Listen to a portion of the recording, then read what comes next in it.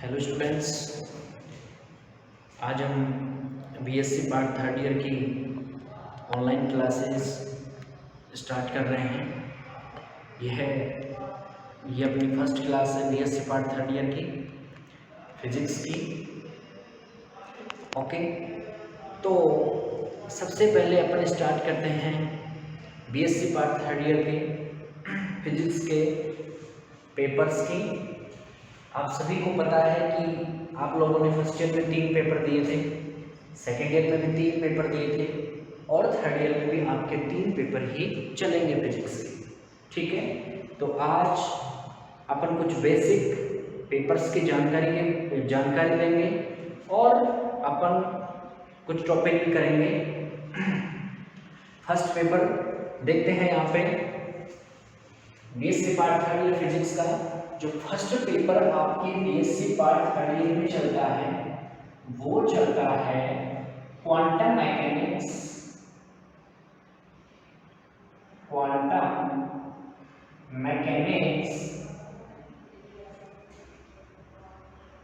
And spectroscopy का।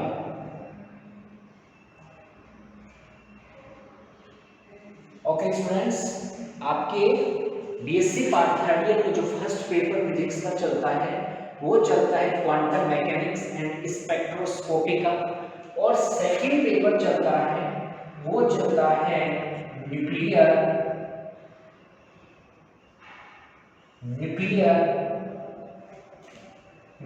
And particle physics. Nuclear and particle physics. Okay, and third paper चलता है आपके वो चलता है सॉलिड स्टेट का। किसका? सॉलिड स्टेट का चलता है। थर्ड पेपर आपके बीएससी पार्ट थर्ड ईयर का किसका होता है? सॉलिड स्टेट फिजिक्स होती है। ओके, देखिए अब नेक्स्ट बात आती है कि इनका एग्जाम में कितने मार्क्स की ये पेपर होते हैं और मिनिमम मार्क्स कितने अपने को चाहिए होते हैं। तो जो फर्स्ट पेपर है क्वांटम मैकेनिक्स एंड स्पेक्ट्रोस्कोपी का, वो आपके 33 नंबर का मार्क्स होता है। 33 नंबर का पेपर होता है। ठीक है, आपका सेकंड पेपर है न्यूक्लियर एंड पार्टिकल फिजिक्स, उसका भी आपको 33 नंबर का ही पेपर मिलेगा। ओके, एंड जो थर्ड पेपर है आपका सॉलिड स्टेट फिजिक्स का, वो आपकी 34 मार्क्स का होता है। ओके, यानी कि तीनों पेपर आपकी फिजिक्स के पार्ट थर्ड ईयर में 100 मार्क्स के होते हैं। अब देखो स्टूडेंट्स कि इनमें मिनिमम मार्क्स कितने चाहिए होते हैं, पासिंग मार्क्स कितने चाहिए होते हैं। आपके मिनिमम पासिंग मार्क्स इसमें 12 नंबर 12 नंबर चाहिए होते हैं। इसमें भी आपको 12 नंबर ही लाने होते हैं सेकंड पेपर में भी, और थर्ड पेपर में भी आपको 12 मार्क्स ही अटेम्प्ट करने होते हैं। जिन बच्चों के 12 मार्क्स से कम मार्क्स आते हैं वो बच्चे फेल हो जाते हैं या उनकी बैक लग जाती है। तो तीनों पेपर्स में आपको क्लियर करने के लिए 36 मार्क्स चाहिए होते हैं। कितने में से स्टूडेंट्स? 100 में से आपको 36 मार्क्स पासिंग मार्क्स चाहिए होते हैं। यह बीएससी पार्ट थर्ड ईयर का एग्जाम्स के बारे में था, कुछ नॉर्मल था, सामान्य सी ये बातें थी जो आप लोग सभी जानते भी होंगे, क्योंकि आपने फर्स्ट ईयर पास की है, सेकेंड ईयर पास की है, तो सेम ऐसा ही प्रोसेस चल रहा था फर्स्ट ईयर सेकेंड ईयर में भी। ओके, आज की इस क्लास में अपन स्टार्ट करेंगे फर्स्ट पेपर। ओके, आज की इस क्लास में बीएससी पार्ट थर्ड ईयर का फर्स्ट पेपर स्टार्ट करेंगे, और फर्स्ट पेपर है आपका क्वांटम मैकेनिक्स एंड स्पेक्ट्रोस्कोपी वाला आपका फर्स्ट पेपर है। यह अपन आज इसकी एक यूनिट स्टार्ट करने जा रहे हैं। ओके, इसको भी मिटा देते हैं। फर्स्ट पेपर स्टार्ट करने जा रहे हैं आपका क्वांटम मैकेनिक्स का, और फर्स्ट पेपर की आज की इस क्लास में अपन यूनिट सेकंड स्टार्ट कर रहे हैं। कौन सी यूनिट स्टार्ट कर रहे हैं स्टूडेंट्स? सेकंड यूनिट स्टार्ट करने जा रहे हैं। Quantum mechanics BSc part third year का फर्स्ट पेपर स्टार्ट कर रहे हैं। ओके, देखो स्टूडेंट्स ध्यान से सुनना। ओके, इसका जो स्टार्ट करने जा रहे हैं वो अपन स्टार्ट करेंगे श्रोडिंगर इक्वेशन से। कहां से स्टार्ट करेंगे? श्रोडिंगर इक्वेशन से, श्रोडिंगर समीकरणों से। क्या कह सकते हैं कि श्रोडिंगर समीकरण की आवश्यकता, श्रोडिंगर समीकरण की आवश्यकता एवं इसका क्या क्या औचित्य है, वहां से अपन इस टॉपिक को स्टार्ट कर रहे हैं, सेकंड यूनिट को स्टार्ट कर रहे हैं। ध्यान रखना स्टूडेंट्स, श्रोडिंगर समीकरण, समीकरण तो सभी जानते हो, लेकिन श्रोडिंगर कौन सा समीकरण होता है बच्चों? श्रोडिंगर एक ऑस्ट्रियन का साइंटिस्ट था, ठीक है। श्रोडिंगर कौन था? यह एक ऑस्ट्रियन साइंटिस्ट था जिन्होंने 1926 में, कौन सी में? 1926वीं ईस्वी में, ठीक है, 1926वीं ईस्वी में कणों की गतिक अवस्था से संबंधित फलन, क्या? कणों की गतिक अवस्था से संबंधित फलन, और वो फलन क्या था? साइन। और साइन के भी क्या कंपोनेंट थे? x, y, z और t। क्या थे? x, y, z और t। तो 1926 ईस्वी में एक ऑस्ट्रियन साइंटिस्ट श्रोडिंगर ने कणों की गति से संबंधित एक तरंग फलन साइन, इसको बोलते हैं साइन, इसका मान ज्ञात करने के लिए एक समीकरण की प्रतिपादन किया या एक समीकरण का व्युत्पन्न किया, जिसे क्या कहा जाता है? श्रोडिंगर समीकरण कहा जाता है। यानी कि कणों की गतिक अवस्था से संबंधित तरंग फलन का साइन का मान ज्ञात करने के लिए एक समीकरण की व्युत्पन्न की हुई, जिसे क्या कहा जाता है? श्रोडिंगर समीकरण कहा जाता है। और दूसरी इंपॉर्टेंट चीज मैं आपको बता रहा हूं स्टूडेंट्स, वो यह है कि श्रोडिंगर समीकरण किसी भी कण की स्थिति को, ध्यान से सुनना, श्रोडिंगर समीकरण किसी भी कण की स्थिति को समय के सापेक्ष व्यक्त करने के लिए आवश्यक होता है। कहाँ आवश्यक होता है? श्रोडिंगर समीकरण किसी भी समय कण की, लिख देता हूं यहां पे, कण की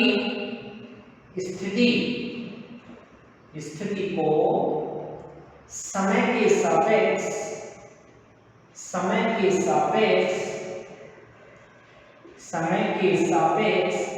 व्यक्त करने के लिए, समय के सापेक्ष व्यक्त करने के लिए आवश्यक होता है या आवश्यक होता है। श्रोडिंगर समीकरण कहाँ आवश्यक है? कि किसी भी समय कण की स्थिति को समय के सापेक्ष प्रदर्शित करने के लिए श्रोडिंगर समीकरण आवश्यक होता है, ठीक है।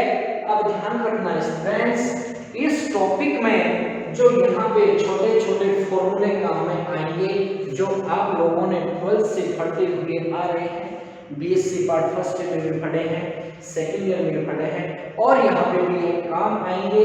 वह फॉर्मूले यहाँ पे पहले इस वजह से बताया जाएगा क्योंकि आपके नेक्स्ट टॉपिक में काम आएगा, ये पूरी फिजिक्स में आपके बाद काम आएंगे, ठीक है।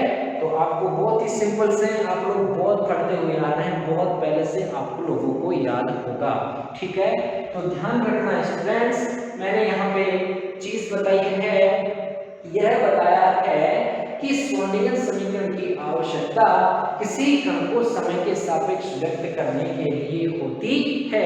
यहाँ पे दो चीज आई है, कण की स्थिति और समय, ये दोनों की दोनों आगे तक चलेगी। आप लोगों को सभी को पता है कि किसी भी पोजीशन को अपन x से रिप्रेजेंट करते थे, आगे वाले समीकरण में अपन r से भी रिप्रेजेंट करेंगे, और समय को तो आप लोगों को पता है कि शुरू से ही आप लोग t से प्रदर्शित करते हुए आ रहे हैं।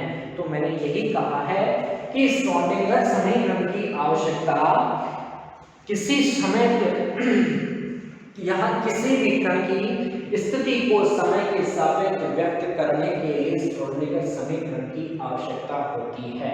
ओके, ये ऑस्ट्रियन साइंटिस्ट थे जिन्होंने 1926 में किसी कण की गति से संबंधित तरंग फलन साइन की व्याख्या करने के लिए एक समीकरण की व्युत्पन्न किया, जिसे श्रोडिंगर समीकरण के नाम से जाना जाता है। अब अपन स्टार्ट करते हैं, जो इम्पोर्टेंट फॉर्मूले यहाँ पे काम आएंगे। यहाँ से बच्चों अपने को इसकी एनर्जी निकालनी है, क्वांटम एनर्जी निकालनी है और क्वांटम संवेग निकालना है। यहाँ से दो फॉर्मूले आपको बहुत याद रखने पड़ेंगे और बहुत ज्यादा जरूरी भी है। तो बहुत ही सिंपल से इसके फॉर्मूले हैं, ठीक है। आप लोग सभी जानते हैं कि कोणीय आवर्ती को किससे रिप्रेजेंट किया जाता है, या ऐसा लिख लो कि कोणीय आवर्ती को किससे रिप्रेजेंट किया जाता है स्टूडेंट्स। कोणीय आवर्ती को ओमेगा से रिप्रेजेंट किया जाता है, और कोणीय आवर्ती का फॉर्मूला होता है 2 पाई अपॉन क्या होता है, लोग सभी जानते होंगे।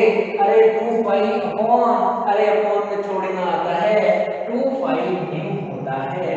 आप लोग सभी जानते हैं कि कोणीय आवर्ती को किससे रिप्रेजेंट किया जाता है, ओमेगा से रिप्रेजेंट किया जाता है, और ओमेगा का फॉर्मूला होता है 2 पाई न्यू, इसका क्या होता है, फॉर्मूला होता है। आप लोग सभी जानते हैं कि यहाँ पे न्यू होता है, यह न्यू भी आवर्ती को रिप्रेजेंट करता है। आवर्ती किसकी होती है, ये होती है द्रव्य तरंग की आवर्ती, और द्रव्य तरंग की आवर्ती का फॉर्मूला भी आप लोग जानते हैं। तो आता है कि द्रव्य तरंग की आवर्ती होती है न्यू इक्वल्स टू, यह क्या होती है, द्रव्य तरंग की आवर्ती को किससे रिप्रेजेंट किया जाता है स्टूडेंट्स, द्रव्य तरंग की आवर्ती का फॉर्मूला होता है E/h होता है। ध्यान रखना स्टूडेंट्स, ये दो फॉर्मूले से हम स्टार्ट कर रहे हैं, ये दोनों फॉर्मूले आप लोगों को पता ही है, ठीक है। फर्स्ट इक्वेशन आती है कि कोणीय आवर्ती ओमेगा इक्वल्स टू होता है 2 पाई न्यू। न्यू यहाँ पे द्रव्य तरंग की आवर्ती को प्रदर्शित करता है, और न्यू इक्वल्स टू होता है E/h। E यहाँ पे एनर्जी होती है, h कोई कांस्टेंट नियतांक राशि होती है। तो सभी अब क्या करना है अपने को कि न्यू आवर्ती इक्वेशन नंबर 2 को मैं इक्वेशन नंबर फर्स्ट में पुट करता हूँ, क्योंकि स्टूडेंट यहाँ से हमारे को सिर्फ क्वांटम ऊर्जा और क्वांटम संवेग का मान ज्ञात करना है। तो क्वांटम ऊर्जा का मान ज्ञात करने के लिए मैं यहाँ से इक्वेशन नंबर 2 से वैल्यू पुट करता हूँ इक्वेशन नंबर फर्स्ट में पुट करता हूँ। तो equation number 2 put in equation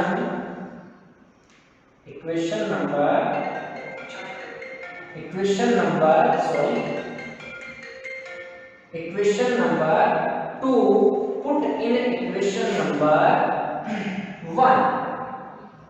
put in equation number 1 देखते हैं। कोणीय आवर्ती omega equals to 2 pi as it is, nu की जगह मैं लिख रहा हूं स्टूडेंट्स E/h। ओके, यहाँ तक किसी को कोई दिक्कत नहीं है। अरे यहाँ तक कोई दिक्कत नहीं है तो आप लोग यह भी पढ़ा होगा कि h इक्वल्स टू क्या होता है, h अपॉन क्या होता है, 2 पाई होता है। अरे ये पढ़ा होगा ना कि h इक्वल्स टू क्या होता है, h अपॉन 2 पाई होता है। तो इस इक्वेशन से अपन h तक निकाल सकते हैं क्या, अरे निकाल सकते हैं। इस 2 पाई को मैं h के नीचे भेज दूंगा तो कोणीय आवर्ती ओमेगा इक्वल्स टू हो जाएगी ऐसे स्टूडेंट्स e अपॉन h। इसके नीचे मैं ये भेजूंगा, ये 2 पाई हो जाएगा और h अपॉन 2 पाई को लिख सकते हैं e अपॉन h। ओके, कोई दिक्कत, सिंपल सी कैलकुलेशन थी, अपने को निकालनी थी क्वांटम एनर्जी। तो यहाँ पे E एनर्जी को रिप्रेजेंट करता है, इसकी सहायता से E इक्वल्स टू अपन लिख सकते हैं h कट ओमेगा। यहाँ E रिप्रेजेंट करता है क्वांटम एनर्जी को रिप्रेजेंट करता है, किसको रिप्रेजेंट करता है, क्वांटम ऊर्जा को यह प्रदर्शित करता है, क्वांटम एनर्जी को इक्वेशन नंबर 3 प्रदर्शित करता है। और ध्यान रखना स्टूडेंट, जहां भी कहीं भी h कट ओमेगा आता है वहां तक अपन E लिख सकते हैं। ध्यान रखना, आगे लिखेंगे, आगे इक्वेशन कराएंगे, उस इक्वेशन में ये फॉर्मूला काम आएगा कि E equals to h cut omega. और जहां पर भी इक्वेशन में h कट ओमेगा आएगा उसकी जगह अपन E लिख सकते हैं। E यहाँ पे क्वांटम एनर्जी को रिप्रेजेंट करता है। इक्वेशन नंबर 3, यहाँ तक किसी को कोई दिक्कत? ओके, ठीक है, बहुत सिंपल सा है।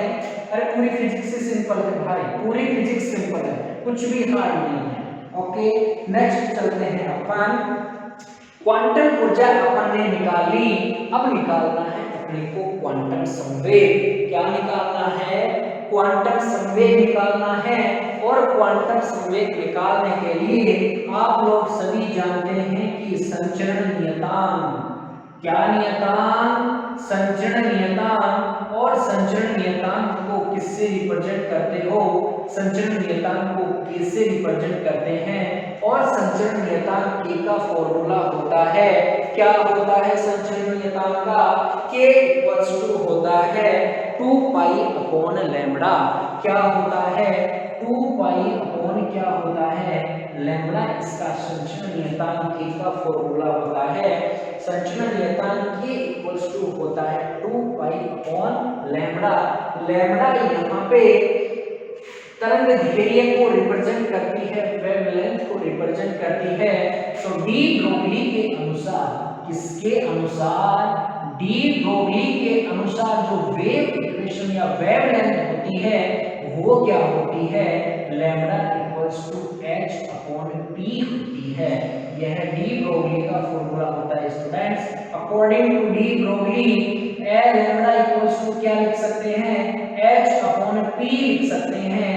h यहाँ पे कांस्टेंट और p यहाँ पे संवेग मोमेंटम को रिप्रेजेंट करता है। यहाँ से अपन डी ब्रोगली की इक्वेशन से लैम्बडा की जगह h अपॉन p लिखते हैं तो संचरण नियतांक k इक्वल्स टू हो जाएगा 2 पाई लैम्बडा की जगह h हो जाएगा, ऊपर जाएगा तो इस p को मैं ऊपर लिख सकता हूँ, क्या आसानी से लिख सकते हो। ओके, वापस से तुम लोग जानते हो इसका h अपॉन 2 पाई की जगह अपन लिख सकते हैं, क्या लिख सकते हैं, h तक लिख सकते हैं, वही बनाना है।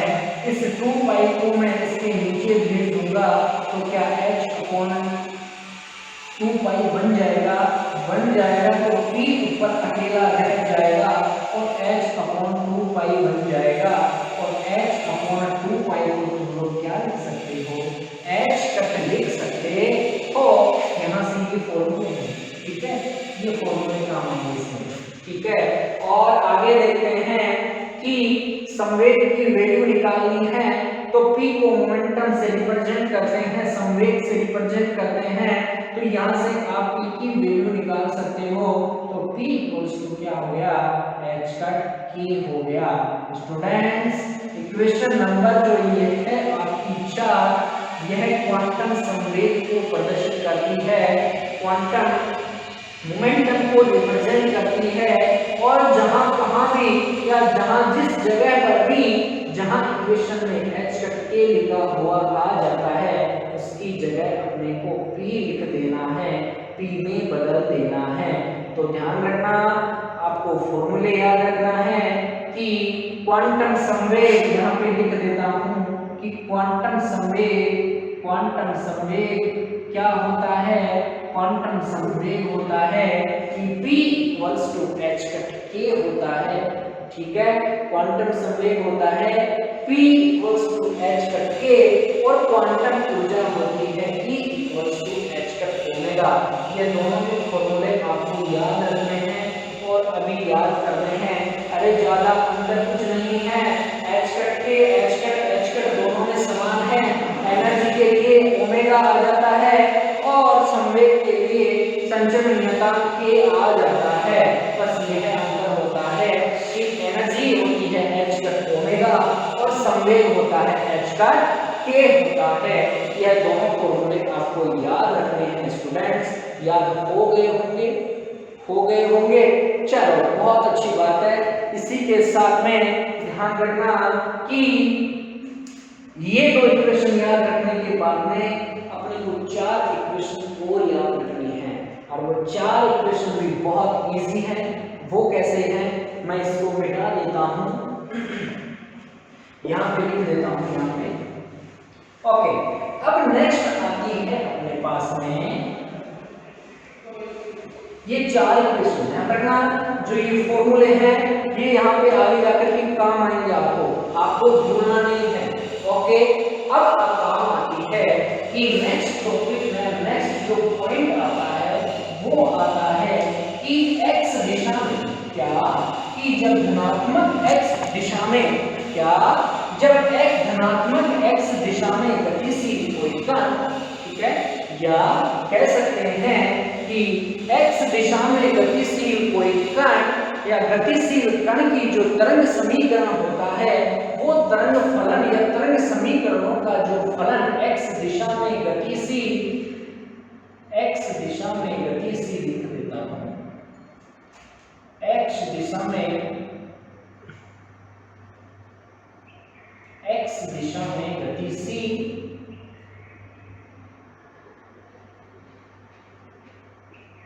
x दिशा में गतिशील कणों का तरंग फलन साइन को निम्न प्रकार लिखा जा सकता है, x दिशा में गतिशील। ध्यान रखना x डायरेक्शन में, कौन सी डायरेक्शन में? x डायरेक्शन में जो होती है पॉजिटिव और नेगेटिव, तो पॉजिटिव डायरेक्शन की अपन बात कर रहे हैं यहाँ पे, ठीक है।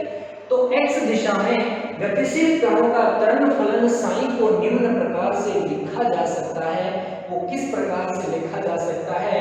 अरे जो चारों की इक्वेशन आएगी उन इक्वेशनों को अपन श्रोडिंगर समीकरण की रूपांतर समीकरण भी कहा जाएगा और इन चारों इक्वेशन से ही पूरी श्रोडिंगर समीकरण अपन की पुष्टि की जाती है, उनसे अपन निकाल सकते हैं।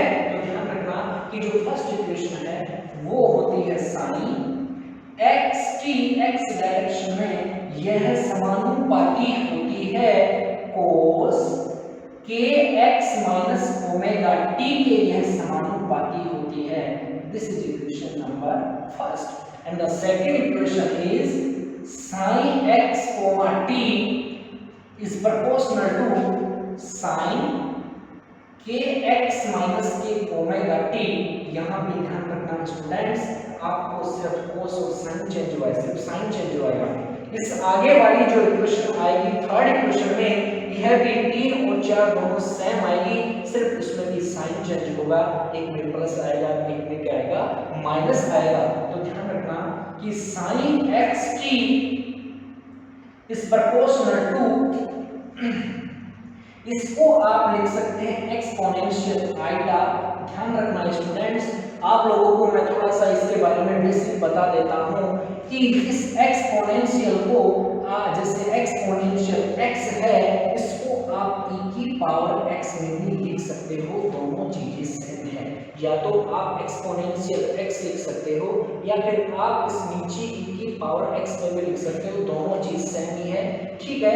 जैसे भी आपने अभी पढ़ा होगा कि आगे भी बहुत से क्वेश्चन में e की पावर 1 माइनस का x, इसको आप लिख सकते हो एक्सपोनेंशियल 1 माइनस का x, दोनों चीजें सेम है, ठीक है। तो यहाँ पे आप चाहे तो एक्सपोनेंशियल लिख सकते हो, चाहे ऐसा ना लिख सकते हो तो e की पावर का आइटा के x माइनस का ओमेगा टी भी लिख सकते हो। मैं यहाँ पे यही इस वजह से लेके चल रहा हूँ कि आगे की इक्वेशन में यहाँ से मैं डायरेक्ट इक्वेशन e की पावर में उठा करके यहाँ से लिखूंगा, ठीक है। चेंज कर सकते हो आप लोग, कोई दिक्कत नहीं है, दोनों की दोनों सेम चीजें होती हैं। Okay, sine A, this is equation number 3 हो गई। Equation number 4, sine x, t is proportional to e की पावर माइनस का आइटा के x माइनस का omega t। This is equation number 4। Equation number 1, equation number 2 and 3 and 4, ये चारों की चारों इक्वेशनें होती है। ये चारों की चारों इक्वेशन श्रोडिंगर समीकरण की रूपांतरण समीकरण कहलाती है। रूपांतरण समीकरण कहलाती है। अरे रूपांतरण समीकरण कौन कौन सी होती है? कहलाती है इक्वेशन नंबर 4, 3, 2 और 1, ये चारों की चारों इक्वेशनें श्रोडिंगर समीकरण की रूपांतरण समीकरण कहा जाता है। ओके, आपको याद रखना स्टूडेंट्स, फर्स्ट और सेकंड से श्रोडिंगर समीकरण की व्याख्या संपूर्ण रूप से नहीं विफल रहा था। इनकी व्याख्या करने में ये फर्स्ट और सेकंड इक्वेशन को समझाने में असफल रहा था, और थर्ड एंड फोर्थ इक्वेशन से इसने श्रोडिंगर समीकरण की पुष्टि की थी। ठीक है, तो अपन पहले फर्स्ट इक्वेशन से भी लेंगे कि कहाँ पे ये विफल रहा था, इसकी कैलकुलेशन नहीं कर पाया था क्योंकि इसमें एक नियतांक था, एक गामा, वह गामा की पुष्टि नहीं कर पाया था, इसकी वैल्यू नहीं निकल पाई थी इक्वेशन नंबर फर्स्ट और सेकंड से, तब जाकर के इसने equation number third and fourth दी थी। अरे थर्ड से निकल जाएगा तो फोर्थ तो इजीली माइनस का साइन का ही तो है, ठीक है, आसानी से निकाला जा सकता है। यह है आपका थोड़ा बेसिक था, और कुछ चीजें इसमें हैं कि इसकी विशेषताएं क्या क्या थी, ध्यान रखना स्टूडेंट्स। विशेषताएं कुछ भी नहीं है, फर्स्ट कंडीशन थी, मौखिकली ही बता देता हूं मैं आपको ये चीज कि फर्स्ट कंडीशन थी कि श्रोडिंगर समीकरण रैखिक समीकरण होने चाहिए। फर्स्ट कंडीशन क्या थी कि श्रोडिंगर समीकरण रैखिक समीकरण होने चाहिए ताकि इनका आसानी से अध्यारोपण किया जा सके, और इन समीकरणों से प्राप्त या इन कणों के द्वारा जो प्राप्त व्यतिकरण और विवर्तन की व्याख्या आसानी से की जा सके। राइट, ठीक है। इसका सेकंड टॉपिक था कि सेकंड टॉपिक यह था कि तरंग समीकरण के गुणांकों, क्या स्टूडेंट्स, तरंग समीकरण के गुणांकों, और तरंग समीकरण के गुणांकों में हुआ h कट हुआ, द्रव्य तरंग का द्रव्यमान m हुआ, और आवेश q। तरंग समीकरण के गुणांकों में h कट m, द्रव्य द्रव्यमान m और आवेश q ही नियतांक होने चाहिए। ठीक है, कि तरंग समीकरण के गुणांकों में h कट m और q ही नियतांक होने चाहिए। यहाँ पे एनर्जी, मोमेंटम, संचरण नियतांक, यह सभी के सभी नियतांक नहीं होने चाहिए। नियतांक होने चाहिए h कट m और q, और नहीं होने चाहिए एनर्जी, संवेग और संचरण नियतांक, यह सभी के नियतांक नहीं होने चाहिए। यह इसकी विशेषताएं होती हैं, और इन सभी को ध्यान में रखते हुए श्रोडिंगर ने एक ऐसी ही एक अवकल समीकरण का प्रतिपादन किया था, और वो इक्वेशन चलती है अपनी, क्या चलती है, ध्यान रखना, ये इसी का रूप है, मैं यहाँ पे लिख देता हूँ कि श्रोडिंगर समीकरण यहाँ से चलती है, वो होती है डेल्टा साइन। ध्यान रखना ये स्टूडेंट्स, आपको यह इक्वेशन याद करनी है। डेल्टा साइन इक्वल टू होता है डेल्टा टी। साइन की कंपोनेंट्स में अगर आप ले सकते हैं x और t, कुछ भी ले सकते हैं y डायरेक्शन में y और t, ठीक है, तो delta sine upon delta t equals to gamma. Gamma यहाँ पे नियतांक होता है, और आता है delta square sine upon delta x square. यहाँ पे x स्क्वायर स्थिति को रिप्रेजेंट करता है, t यहाँ पे टाइम को रिप्रेजेंट करता है, और गामा यह नियतांक होता है जो कि किसके ऊपर डिपेंड करता है, एच कट और एम के ऊपर डिपेंड करता है। ध्यान रखना स्टूडेंट, बहुत इंपॉर्टेंट चीज है ये कि गामा एच कट और एम के ऊपर डिपेंड करता है, इन्हीं के मानों के ऊपर निर्भर करता है। और वो कैसे करता है, नेक्स्ट इक्वेशन अपन करवाएंगे, उसी में आपको समझ में आ जाएगा कि गामा की इक्वेशन में अगर एच कट और एम दोनों आते हैं तो ही वह गामा की इक्वेशन कहलाती है, और अगर नहीं आते हैं तो गामा की इक्वेशन क्या है, कैंसिल है, वो गलत है। तो ये चीजें आपकी थोड़ी सी बेसिक थी।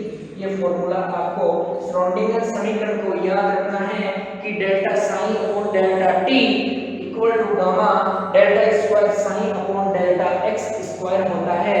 और ध्यान रखना कि यहाँ पे इन्हीं से मैं इक्वेशन भी बना सकता हूं, और वो कैसे बना सकते हैं आप लोग कि एक द्विमीय श्रोडिंगर समीकरण से अपन स्टार्ट करेंगे।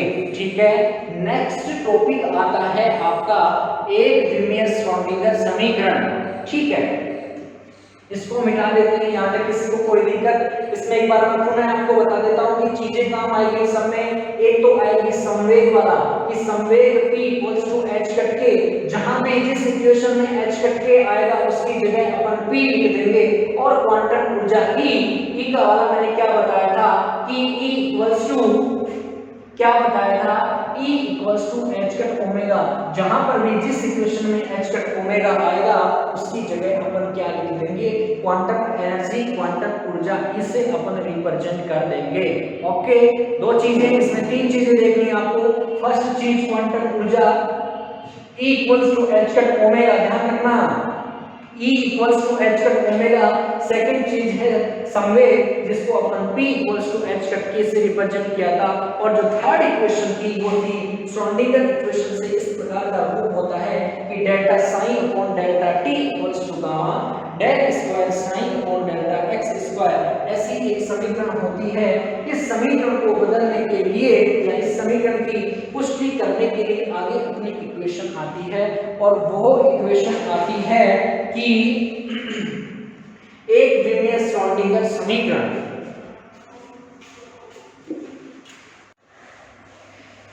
ओके स्टूडेंट्स, नेक्स्ट टॉपिक है अपना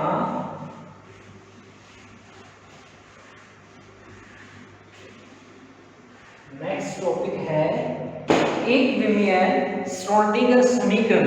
ठीक है, एक द्विमीय श्रोडिंगर समीकरण। ओके, देखते हैं यहां से एक द्विमीय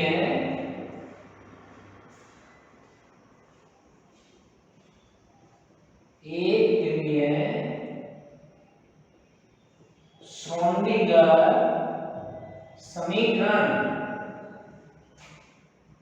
एक द्विमीय श्रोडिंगर समीकरण, वन डायमेंशनल श्रोडिंगर इक्वेशन, और आप उसको एक द्विमीय तरंग समीकरण भी कह सकते हैं।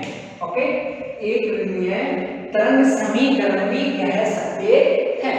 अब देखो स्टूडेंट्स, एक द्विमीय श्रोडिंगर समीकरण कहते किसे हैं? ठीक है, एक द्विमीय श्रोडिंगर समीकरण कहते किसे हैं? ध्यान रखना, ये चीज बहुत इंपॉर्टेंट है कि अगर आपने इसकी डेफिनेशन अच्छे से पकड़ ली, मैं जो बोल रहा हूँ मैं वैसे लिख भी दूंगा, तो पूरा का पूरा मैं जैसे बोल रहा हूँ वैसे ही मैं इक्वेशन बनाऊंगा। मैंने आपको बता दिया था कि स्थिति को x से रिप्रेजेंट किया था और समय को t से रिप्रेजेंट किया था।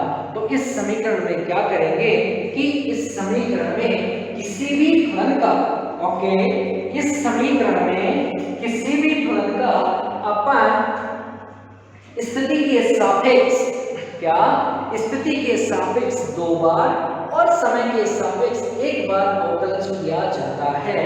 तो इस प्रकार से निर्मित समीकरण एक द्विमीय श्रोडिंगर समीकरण कहलाती है। क्या कि इस समीकरण में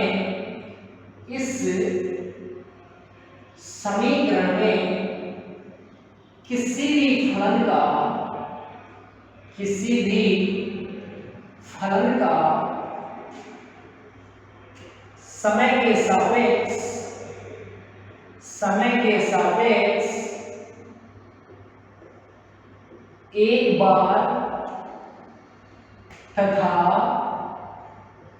समय के सापेक्ष एक बार तथा स्थिति के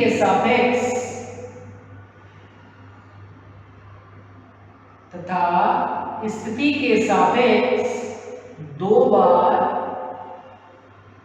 किसके सापेक्ष? स्थिति के सापेक्ष दो बार और समय के सापेक्ष एक बार अवकलज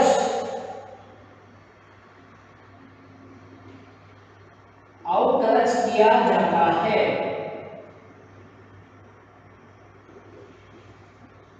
ओके स्टूडेंट्स, एक विमीय श्रोडिंगर समीकरण में किसी भी फलन का समय के सापेक्ष एक बार और स्थिति के सापेक्ष दो बार इसका अवकलन किया जाए तो वह इक्वेशन एक विमीय श्रोडिंगर समीकरण कहलाती है। ओके, वो कैसे?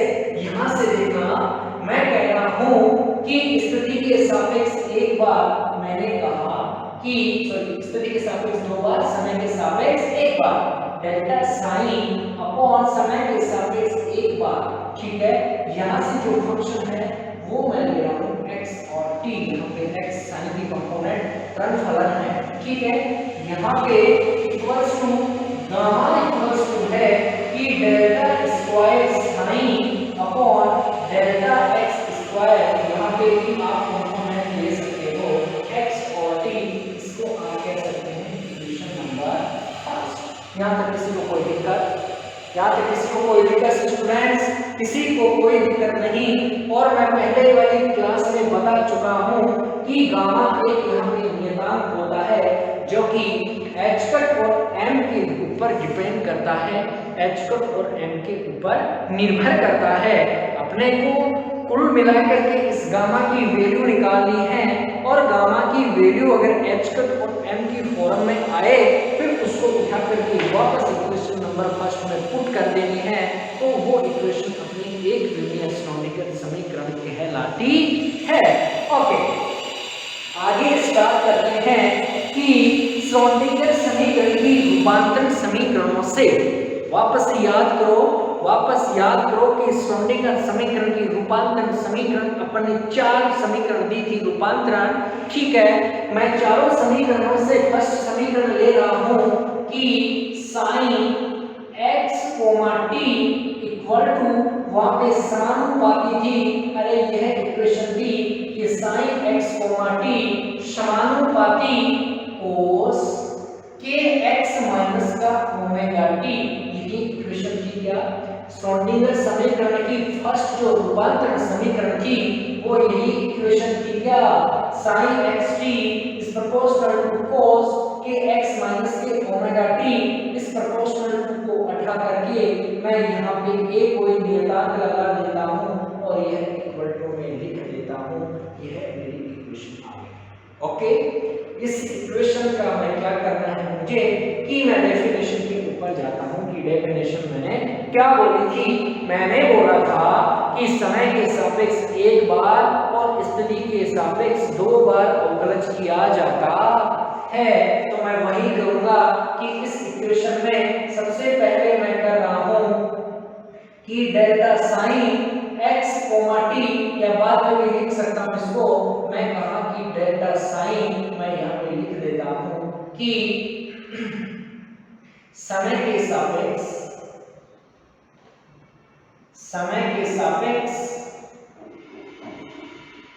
अवकलज करने पर, समय के सापेक्ष एक बार लिख देता हूं ये भी चीज, एक बार अवकलज करने पर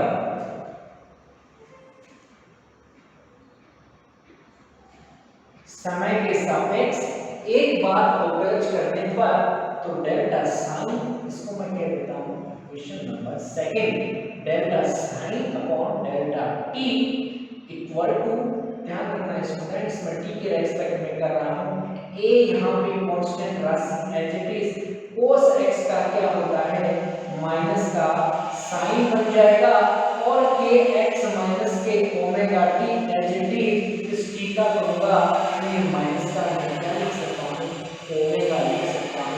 अरे t के रेस्पेक्ट में करूंगा तो मैं बचेगा क्या बचेगा माइनस का ओमेगा ओमेगा, यह मैंने माइनस का ओमेगा लिख दिया। इसको मैं ध्यान रखना कि यहाँ पे भी माइनस का है और यहाँ पे भी माइनस का है। क्या इसको मैं ऐसे लिख सकता हूँ क्या, माइनस माइनस प्लस में a ओमेगा साइन के एक्स माइनस का ओमेगा टी। ओके, इसका हो गया delta sine upon delta t. Okay, इसको मैंने कहा equation number third. Equation number third, ये काम कर लिया अपने। सेकंड जो काम करना है वो करना है अपने को कि समीकरण 2 का, इस समीकरण 2 का स्थिति के सापेक्ष 2 बार अवकलज करने पर समीकरण 2 का इक्वेशन नंबर 2 का स्थिति के सापेक्ष x के सापेक्ष अवकलज करने पर, अवकलज करेंगे कि इक्वेशन नंबर 2 का x के सापेक्ष अवकलज करने पर, तो देखते हैं इक्वेशन नंबर 2 में delta sine upon delta x equal to a as it is constant राशि है, cos x का हो गया माइनस का sin एज इट इज और k x माइनस का ओमेगा t। और अगर मैं स्थिति के सापेक्ष x की कर रहा हूं तो यहां पे बाहर क्या आ जाएगा, k आ जाएगा। ओके स्टूडेंट्स, पुनः इसका मैं दोबारा करता हूं। पुनः अवकलन करने पर, या अवकलज करने पर पुनः करूंगा तो ध्यान रखना डेल्टा स्क्वायर साइन अपॉन क्या हो जाएगा, delta x square equals to, यहाँ से मैं माइनस का एज इट इज, माइनस का a as it is, sine की जगह क्या हो जाएगा, कोस हो जाएगा। साइन का करेंगे तो यहाँ पे ये हो जाएगा k x माइनस का ओमेगा t। यह k अपना पहले से था और इसका k और हो जाएगा। इनको मैं टोटली लिख सकता हूँ कि delta square sine upon delta x square equals to minus का इस k के पास में ले आता हूँ तो माइनस का a के स्क्वायर हो जाएगा cos k x माइनस का ओमेगा t।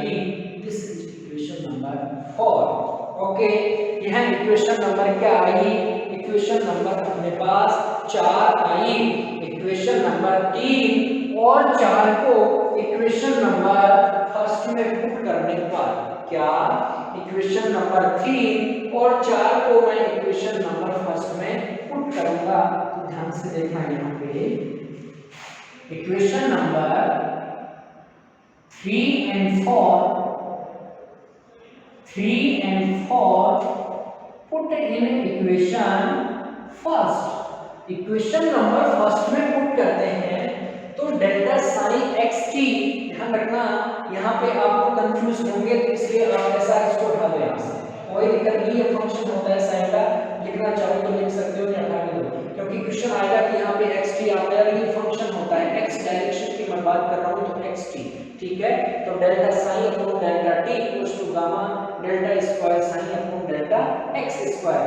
ध्यान रखना इक्वेशन नंबर फर्स्ट में यहाँ पे x और t लिख भी सकते हो तो यहाँ पे भी लिख सकते हैं x और t, यहाँ पे भी x और t थोड़ा लंबा चलेगा। साइन के साथ में x और t जो फंक्शन चलेगा वो थोड़ा लंबा चलेगा, लिखने में भी थोड़ा ऐसे, दिखने में भी थोड़ा ऐसा, आपको भी ऐसा लगेगा कि x और t को लेके चलना है। तो इससे अच्छा है कि आप लोग लास्ट में भी लगा सकते हैं। ओके, इक्वेशन नंबर 3 और 4 put in equation number first. Equation number first put करते हैं तो फर्स्ट में इक्वेशन नंबर 3 से a omega sine k x minus का omega t equal to gamma, यह आप लिखना फिर डेल्टा स्क्वायर बाय माइनस का a के स्क्वायर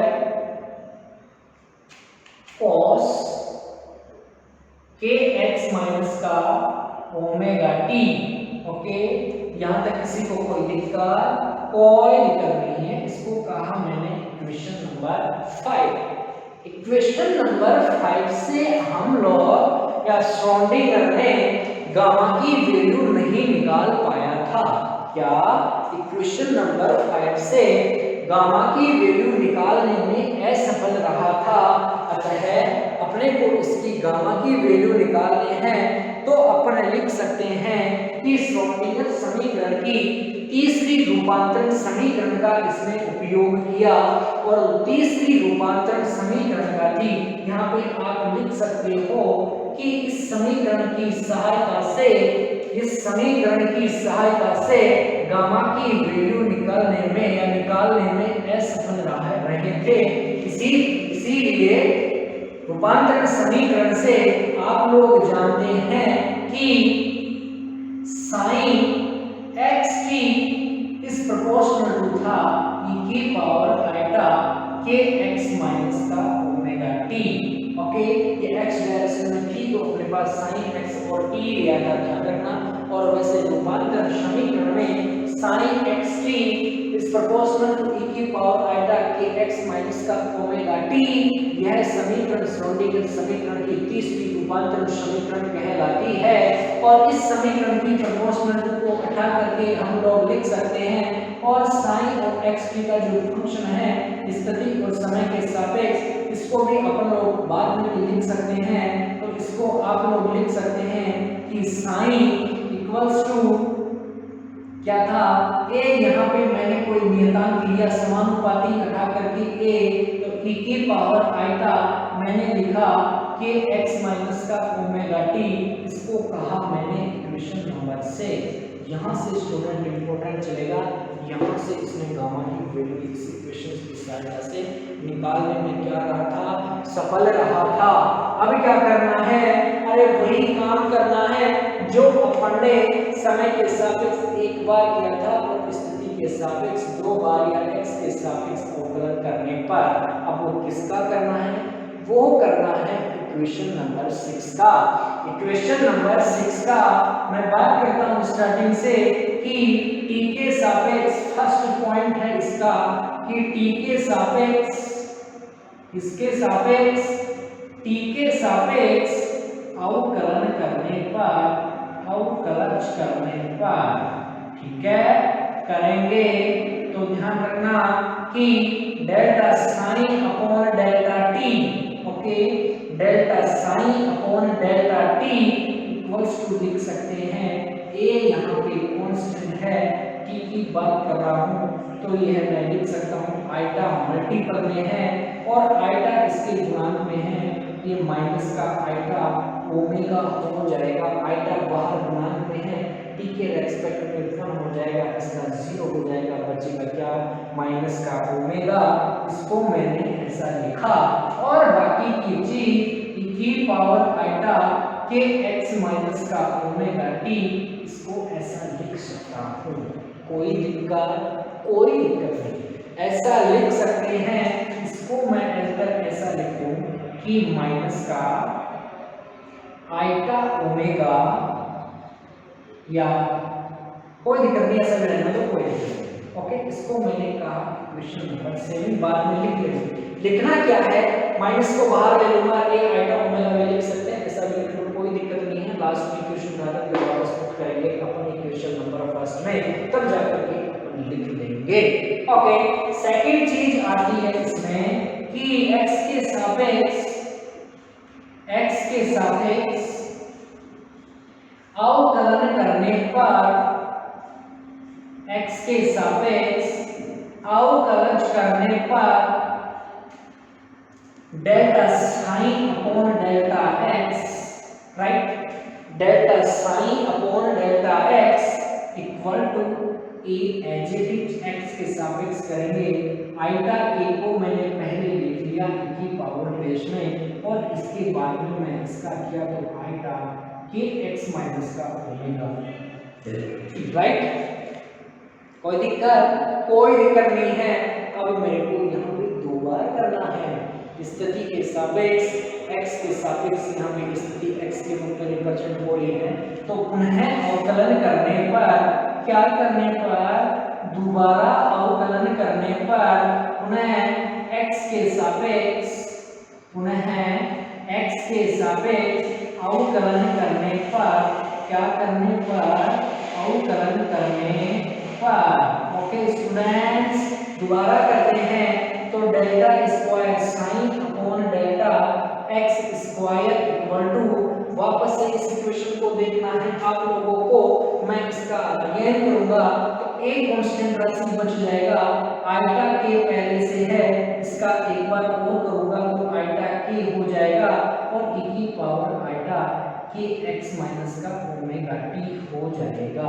यहाँ तक किसी को कोई दिक्कत नहीं है, इसको और भी सॉल्व कर सकते हो तो delta square sine upon delta x square equals to a, यहाँ पे मेरे पास पहले से है, यहाँ पे आइटा के और आइटा के, अरे आइटा स्क्वायर की वैल्यू कितनी होती है, माइनस का 1 होती है। आप लोग सभी जानते होंगे कि आइटा स्क्वायर की वैल्यू कितनी होती है, माइनस का 1 होती है।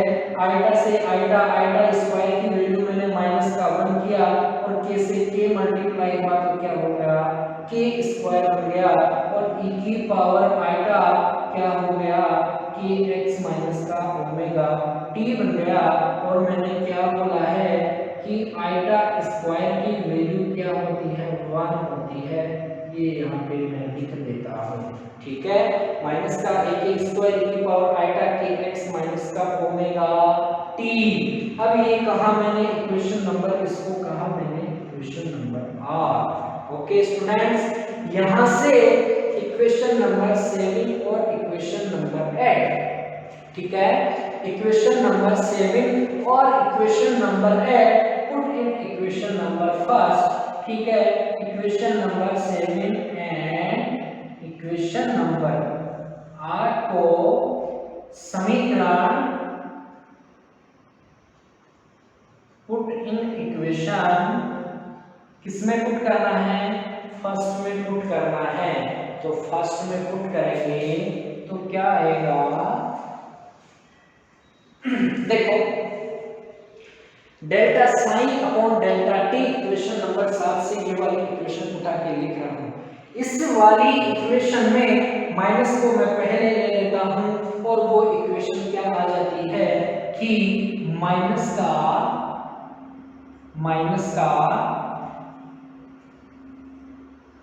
या बाद में लिखने कोई दिक्कत नहीं, एज इट इज लिख लेता हूं, a माइनस का आइटा ओमेगा e की power iota k x minus का ओमेगा t, राइट।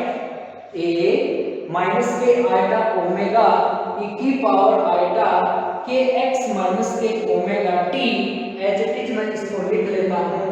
और गामा एच इज हमारे, यहाँ पे मैंने कहा गामा इक्वल टू, ये कहा गामा सेकंड इक्वेशन में delta square sine upon delta x square, equation number 8 ये वाली equation delta square sine upon delta x square की जगह मैं लिख सकता हूं माइनस का, मैं इसको माइनस का यहाँ पे लिख देता हूं, माइनस का a के स्क्वायर e की power iota k x minus का ओमेगा t, दिख तो रहा होगा स्टूडेंट्स आपको, ठीक है।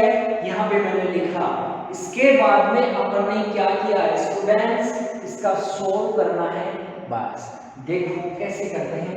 मैं यहाँ पे लिख रहा हूँ इसको मैं यहाँ से थोड़ा लिख देता हूँ, इक्वेशन नंबर 5 यहाँ पे, इसको मैं और अंदर कर देता हूँ, ठीक है। देखो माइनस का आइटा ओमेगा, राइट, इस a को मैं यहाँ पे लिख लेता हूँ a e की power iota k x minus का ओमेगा t, ओके। वही चीज लिखी है मैंने यहाँ पे, माइनस के आइटा ओमेगा को मैंने सिर्फ बाहर लिखा है, ओके, इक्वल टू गामा भी एज इट इज है, ओके। अभी क्या करना है, इस माइनस को मैं पहले लिख लूं, क्या ये लो सर, मैंने माइनस लिख लिया मैंने, के गामा है, गामा एज इट इज के स्क्वायर है, एज इट इज के स्क्वायर है। अब इस e के साथ में मैं लिख सकता हूँ a e की power iota k x minus का ओमेगा t। यहाँ तक इस वाले मैंने कुछ भी नहीं किया है, इस वाले इक्वेशन में मैंने माइनस के आइटा ओमेगा को बाहर निकाला है इस वाली इक्वेशन में रख के स्क्वायर को माइनस को बाहर निकाला है। स्टूडेंट यहाँ पे माइनस से ये वाला माइनस कैंसिल आउट, ये वाला जो फंक्शन है इस वाले फंक्शन से ये वाला फंक्शन कैंसिल आउट। अरे सेम ही है ना, दोनों समान है ना, अरे एक ही तरह दिख रहे हैं ना। जब दोनों टर्म्स एक ही तरफ दिख रही हो और बीच में बराबर का चिन्ह हो तो वो कैंसिल आउट हो जाती है, बराबर हो जाती है, यानी कि आपस में कट जाती है। तो मैं यहाँ पे क्या बचा, यहाँ पे बचा आइटा ओमेगा इक्वल टू क्या बचा, गामा के स्क्वायर बचा। अरे यही बचा ना, यहाँ से तो बचा ये वाले टर्म्स और यहाँ से क्या बचा, गामा के स्क्वायर बचा। ओके, अपने को वैल्यू किसकी निकालनी है, अपने को वैल्यू गामा की निकालनी है। तो गामा की वैल्यू यहाँ से निकाल सकते हैं, gamma equals to iota omega और क्या हो जाएगा, के स्क्वायर हो जाएगा। गामा की वैल्यू क्या आई, आइटा ओमेगा अपॉन के स्क्वायर इसकी वैल्यू आई।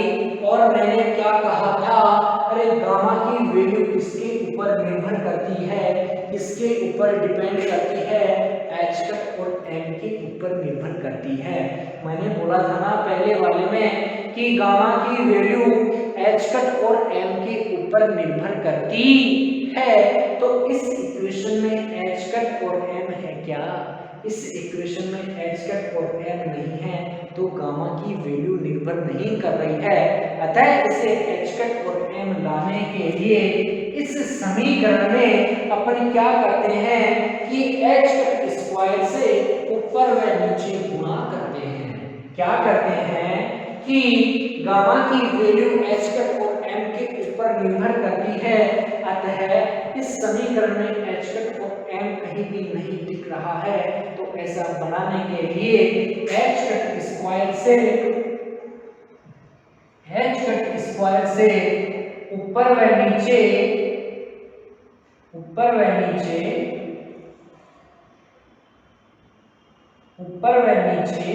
गुणा करने पर, क्या करने पर, गुणा करने पर। ओके ठीक है, अब गुणा तो आप लोग आसानी से कर सकते हो, ऊपर नीचे गुणा करेंगे इसको तो गामा इक्वल्स टू बन जाएगा आइटा ओमेगा एच कट का स्क्वायर। क्या बन जाएगा कि गामा इक्वल्स टू बन जाएगा आइटा ओमेगा एच कट का स्क्वायर अपॉन के स्क्वायर और एच कट का स्क्वायर बन जाएगा। ठीक है, इस इक्वेशन को क्या मैं इस तरीके से लिख सकता हूं क्या, एच कट स्क्वायर को मैं क्या H cut dot H cut लिख सकता हूं। इस इक्वेशन को क्या मैं H cut dot H cut लिख सकता हूं, लिख सकता हूं। तो लिख सकता हूं तो मैं इस इक्वेशन को लिखा H cut omega dot H cut लिख सकता हूं, यही लिखा है मैंने, बटे में के स्क्वायर और एच कट का स्क्वायर। अरे फॉर्मूला किसका आ रहा है, ये क्वांटम संवेग का आ रहा है क्या फॉर्मूला, क्वांटम संवेग का आ रहा है क्या। क्वांटम संवेग था कि P equals to k h cut था, क्या था कि P equals to h cut k. अरे यहाँ पे जब P equals to h cut k था तो यहाँ पे मैं इन दोनों इक्वेशनों के ऊपर भी होल लगा सकता हूँ कि एच कट का होल स्क्वायर लिख सकता हूँ। चलो इस इक्वेशन को मैं लिख सकता हूँ कि एच कट का होल स्क्वायर। ठीक है, आप लोग यह भी जानते हैं कि क्वांटम ऊर्जा होती है वो होती है एच कट ओमेगा, यह भी मैं बता चुका हूँ पहले, ये दोनों फॉर्मूले यहाँ पे काम आएंगे। अरे जब आप लोगों को पता है कि h cut P equals to P होता है और h cut omega equals to क्या होता है, E होता है, तो ये वैल्यू पुट करेंगे यहाँ पे, तो gamma equals to iota h t और एच कट ओमेगा की जगह लिख सकते हैं E और एच कट चल रहा है और इसकी जगह क्या लिख सकते हैं, P स्क्वायर लिख सकते हैं। अभी भी भाई साहब हमारे पास एच कट और m नहीं आया है इस इक्वेशन में। ठीक है, एच कट और m इस इक्वेशन में नहीं आया है। अगर एच कट और m इस इक्वेशन में नहीं अपने को इस इक्वेशन में एच कट और एम कट लाने में के लिए क्या करना पड़ेगा? आप लोग जानते हैं कि काइनेटिक एनर्जी और मोमेंटम में जो रिलेशन होता है, मोमेंटम में काइनेटिक एनर्जी एंड मोमेंटम में जो रिलेशन, या आप इसको ऐसा कह सकते हैं कि रिलेशन बिटवीन, ऐसा लिख लो आप इसको, relation between kinetic energy and momentum, kinetic energy and momentum, relation between kinetic energy and momentum जो रिलेशन होता है वो होता है कि E equals to t square upon क्या होता है? 2m होता है। यह रिलेशन होता है स्टूडेंट्स, काइनेटिक एनर्जी में और मोमेंटम में रिलेशन होता है कि E इक्वल्स टू क्या होता है? टी स्क्वायर अपॉन 2m होता है। तो इस इक्वेशन में जहां पे E लिख रहा है, इस E की जगह अपन क्या लिख सकते हैं? E की जगह अपन लिख सकते हैं कि T square upon 2m, T square upon 2m लिखेंगे तो लिखने के ऊपर जो क्या आता है देखना बाद में कि gamma equals to iota as it is.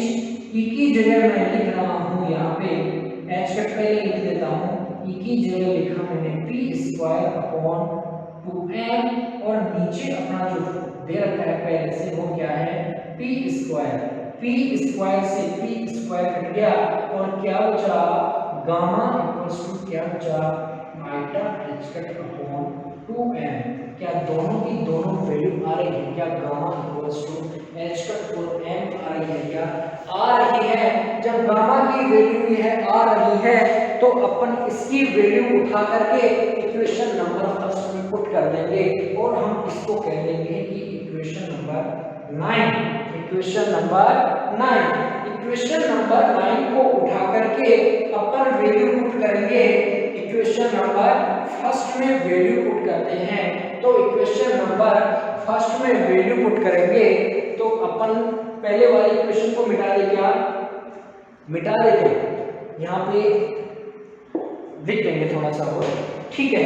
Equation number 9, equation number 9 put in equation first. Okay, equation number 9 put in equation number first. Equation number first में पुट करेंगे तो delta sine upon delta t equal to gamma है eta h cut upon 2m और delta square sine upon delta x square.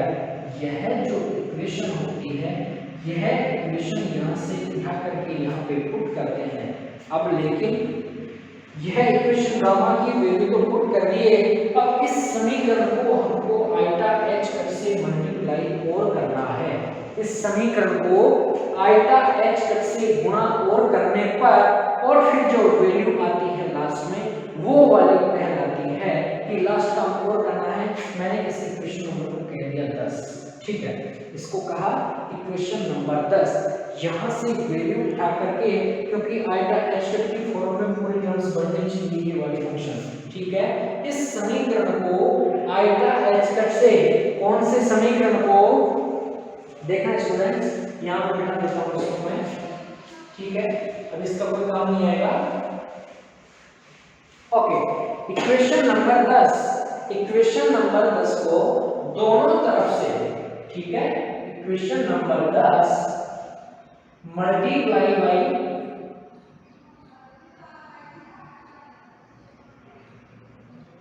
Equation number 10 multiply by iota h cut किस side में? Both side में, या ऐसा लिख सकते हैं कि both side equation number 10 multiply by iota h cut, यहाँ पे लिख लेना बोथ साइड, ठीक है। इक्वेशन नंबर 10 को दोनों तरफ आइटा एच कट से गुणा करने पर ऐसा भी लिख सकते हो आप लोग, जैसे आपको अच्छा लगता है वैसा लिख सकते हो आप लोग। ठीक है, ठीक है, ओके।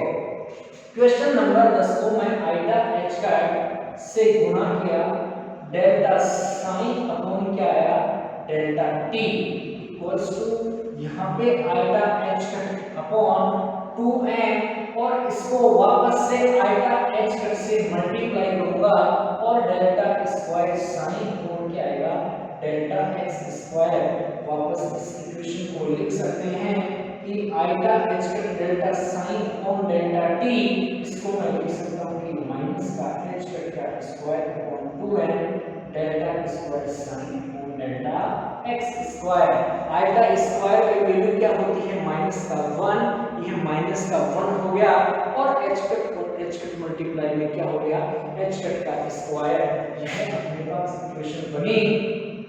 यह इक्वेशन नंबर 11 क्या कहलाती है, इक्वेशन नंबर 11 को एक विमीय श्रोडिंगर समीकरण कहा जाता है।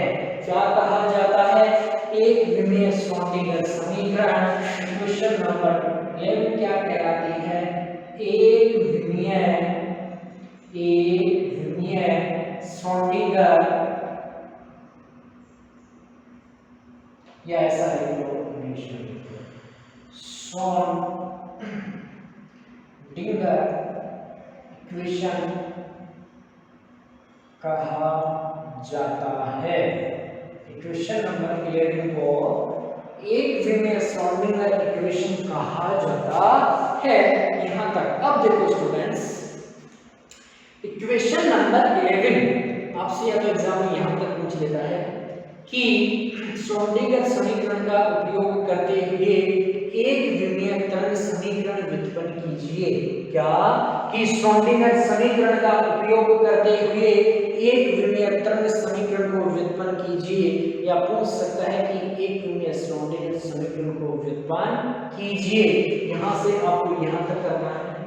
और अगले क्वेश्चन में यह भी पूछ ले कि एक विमीय श्रोडिंगर समीकरण का उपयोग करते हुए, किसका, एक विमीय श्रोडिंगर समीकरण का, ध्यान से सुना क्वेश्चन, यह भी पूछ सकता है इसके आगे कि एक विमीय श्रोडिंगर समीकरण का उपयोग करते हुए ऊर्जा व संवेग का मान ज्ञात कीजिए। इसका उपयोग करते हुए ऊर्जा एवं संवेग का मान ज्ञात कीजिए। ऊर्जा एवं संवेग का मान ज्ञात करना। किसका मान ज्ञात करना, ऊर्जा एवं संवेग का मान ज्ञात करना। किसकी सहायता से, एक विमीय श्रोडिंगर समीकरण की सहायता से। स्टूडेंट्स यह बहुत इजी है। क्या इजी है, अपने को कुछ नहीं करना। इक्वेशन नंबर 11 के LHS और RHS पार्ट लेने हैं। ठीक है, दायां पक्ष और बायां पक्ष उठाना है सिर्फ अपने को। ठीक है, तो सबसे पहले मैं लेफ्ट हैंड साइड वाला पार्ट ले रहा हूं और लेफ्ट हैंड साइड वाला पार्ट है यहाँ पे iota H cut delta sine upon delta t है। और मुझे ये बताओ तुम लोग कि साइन इक्वल्स टू, मैं इसको भी मिटा देता हूँ क्योंकि मैं यहाँ पे ये चीज बता देता हूँ। ठीक है, मेरे को उम्मीद है कि आप लोगों को यह आसानी से समझ में आ गया होगा। अगर नहीं आया हो, कहाँ पे जिसको भी कोई परेशानी आई हो वह कमेंट बॉक्स में कमेंट करके हमें बता सकता है, ताकि हम उसको दोबारा से आप लोगों को, हमारे में जो कमी रह गई हो उसको मैं आप लोगों को बता या जा सके। तो ध्यान रखना कि अरे मैंने फॉर्मूला क्या बताया था रूपांतरण समीकरण का, कि साइन एक्स और टी इज प्रोपोर्शनल टू, कहा था कि प्रोपोर्शनल को हटा करके एक नियतांक e की पावर आइटा के एक्स माइनस का ओमेगा टी, ये एक्स डायरेक्शनल था।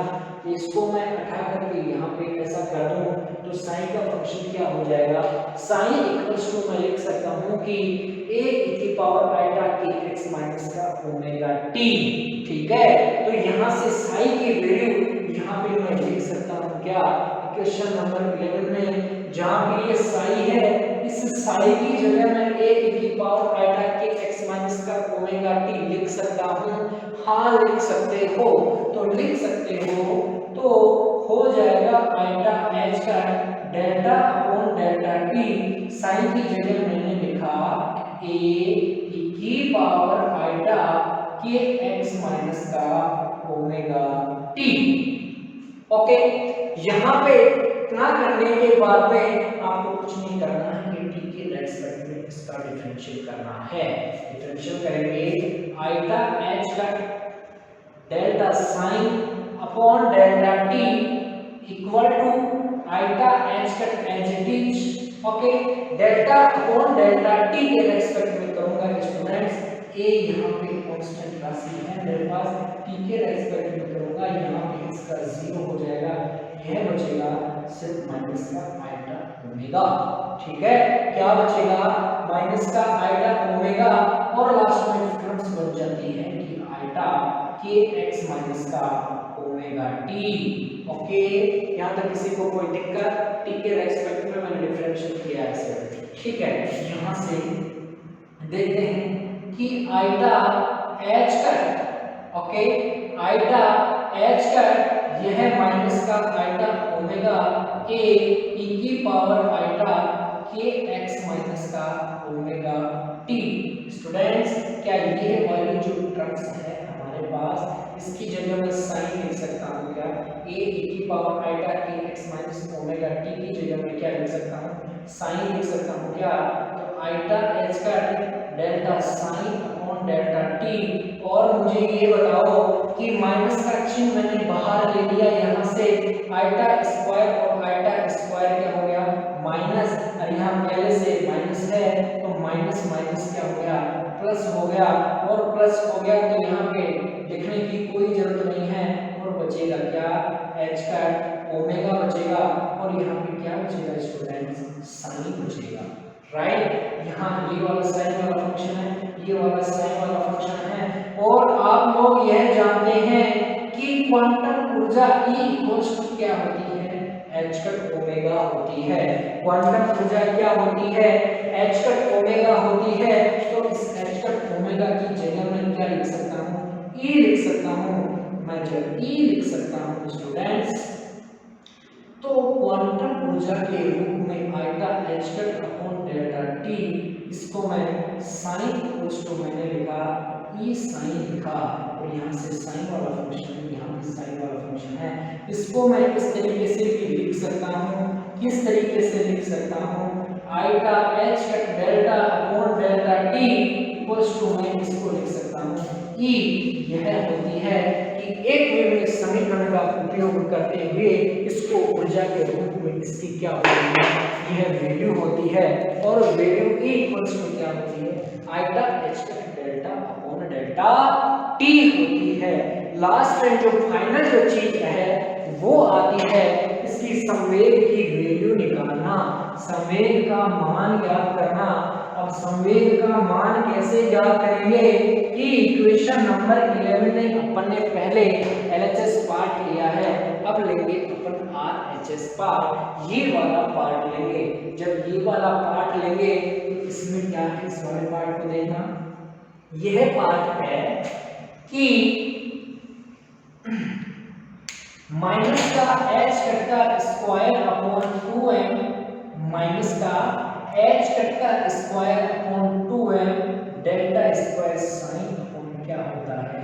Delta x square. स्टूडेंट्स, अपने को यहाँ भी यही करना है कि इस साइन वाला जो फंक्शन है, इस साइन वाला function a equals to a की power iota k x minus का ओमेगा t, इसकी जगह यहाँ पे पुट करना है, तो माइनस का h कट का square upon 2m delta square upon delta x square, sine की जगह वैल्यू पुट करनी है a की power iota k x minus का ओमेगा t।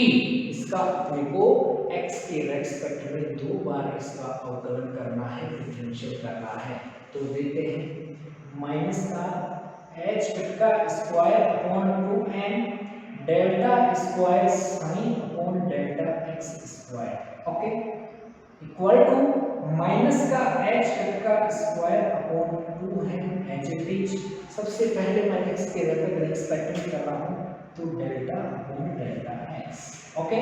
यहाँ से इसको मैं स्टार्ट कर रहा हूँ स्टूडेंट्स, क्या आएगा कि मैं लिख सकता हूँ कि आइटा के पहले आ जाएगा a मल्टीप्लाई में पहले से है और ये बन जाएगा a की power iota k x minus का ओमेगा t, ओके, ठीक है।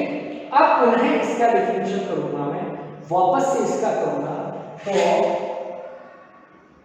माइनस का h का square upon 2 and delta square sine upon delta x square equal to minus का h का स्क्वायर अपॉन 2 एंड यहाँ से इसका करूंगा, तो वापस से इसका करूंगा, तो आइटा के पहले ऑलरेडी से है, एक बार वापस से इसका करूंगा तो यहाँ से आइटा के बाहर निकल के आ जाएगा a कांस्टेंट राशि है और a की पावर आइटा के एक्स माइनस का क्या हो गया, ओमेगा टी हो गया।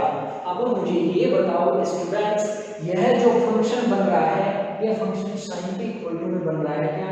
इसकी जगह में क्या लिख सकता हूँ, साइन लिख सकते हैं। अरे साइन लिख सकते हैं तो माइनस का एच का square upon 2m delta square sine upon delta x square equal to minus का एच का स्क्वायर अपॉन 2m। अब यहाँ से देखना स्टूडेंट्स, आइटा के और आइटा के, आइटा स्क्वायर हो जाएगा और आइटा स्क्वायर और आइटा स्क्वायर की वैल्यू क्या होती है, आइटा स्क्वायर की वैल्यू होती है माइनस का 1, जो मैं पहले भी आप लोगों को बता चुका हूँ कि आइटा स्क्वायर की वैल्यू क्या होती है, 1 होती है। जब ये 1 होगी, माइनस का आइटा स्क्वायर की वैल्यू माइनस का 1 होती है, ठीक है, ओके। आइटा स्क्वायर की वैल्यू माइनस का 1 होती है, तो यहाँ से माइनस के 1 को यहाँ से उठा करके यहाँ पे रखूंगा, तो ये प्लस का हो जाएगा क्या, माइनस माइनस प्लस का हो जाएगा, तो ये क्या हो जाएगा, के स्क्वायर हो जाएगा। और ये वाला जो फंक्शन a की power iota k x minus omega t, इसकी जगह मैं क्या लिख सकता हूँ, साइन लिख सकता हूँ। तो लिखेंगे तो क्या आएगा स्टूडेंट्स, माइनस का h का square upon 2m delta square sine upon delta x square equal to. अब मुझे ये बताओ कि मैं पहले भी बता चुका हूँ कि h की इक्वल्स टू क्या होता है, क्वांटम संवेग को रिप्रेजेंट करता है h का स्क्वायर के स्क्वायर। क्या इसको मैं h के का होल स्क्वायर लिख सकता हूँ क्या, ठीक है, इसका होल स्क्वायर होगा, इसकी जगह मैं क्या लिख सकता हूँ, p स्क्वायर लिख सकता हूँ। तो मैं यहाँ पे लिख सकता हूँ p स्क्वायर अपॉन 2n, और ये क्या हो गया, साइन वाला, यहाँ से मैंने इसको कैंसिल आउट कर दिया। और ठीक है स्टूडेंट्स, अब अपन क्या करते हैं यहाँ पे कि बचा क्या, माइनस का h का स्क्वायर डेल्टा स्क्वायर साइन और delta x square equal to क्या बचा, p स्क्वायर साइन वाली फंक्शन को भी यहाँ से हटाते हैं, तो क्या बन जाता है कि माइनस का h का डेल्टा साइन या डेल्टा अपॉन डेल्टा एक्स, ठीक है, या अपन डेल्टा, ये इसको इस प्रकार से भी अपन लिख सकते हैं, ठीक है, इक्वल्स टू क्या हो गया, ये है हमारे पास में p हो गया। इसको इस प्रकार से भी लिखा जा सकता है कि माइनस का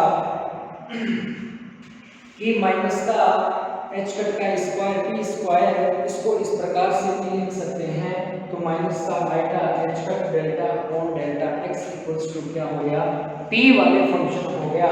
और p क्या होता है, यहाँ पे मोमेंटम को रिप्रेजेंट करता है, संवेग को रिप्रेजेंट करता है।